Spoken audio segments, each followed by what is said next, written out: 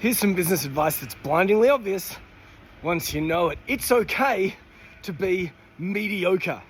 Now let me unpack that. Recently, I found myself up in the mountains at a mastermind where we went skiing. It was really cool.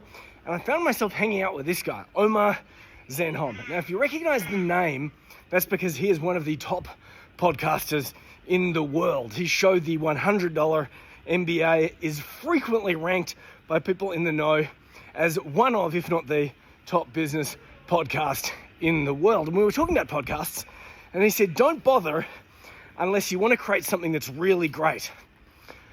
I like the idea of setting big goals, grand goals, aim for the stars, and you might just make it to the moon.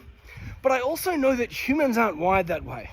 If you went to all the other great podcasters, the Stephen Bartletts, the Josh Rogans, the guys from My First Million, you'll probably find that none of them thought that they were going to have an internationally famous podcast. They probably did it for different reasons.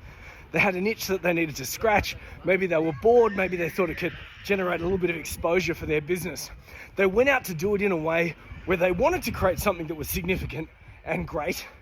But however, if you set yourself the goal of producing one of the best somethings of anything in the world, there's a really strong chance that in the short term, you're going to find yourself a little bit disappointed. So here is my recommendation.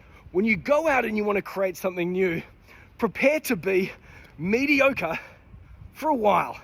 So I started up on TikTok about a year ago. If you look at my first 100 videos, they were terrible. But I decided that the first 100 were gonna be mediocre. The main thing was that I just had to get them done. Every time I launch a new product and I'm reaching out to a new set of customers, I realize that my offer is gonna be mediocre and I'm probably gonna come across as a little bit of a schmuck. The reality is that we all need to climb cringe mountain if we want to achieve anything great. Now, this is top of mind for me right now because I'm launching a new podcast. Yes, a new podcast called Super Obvious. I'm up to recording. I've got my 9th episode in the can, and when I have 10, I will launch it. And guess what?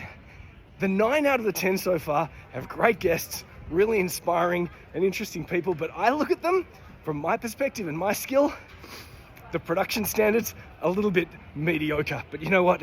I don't care, because the next 10 are going to be so much better.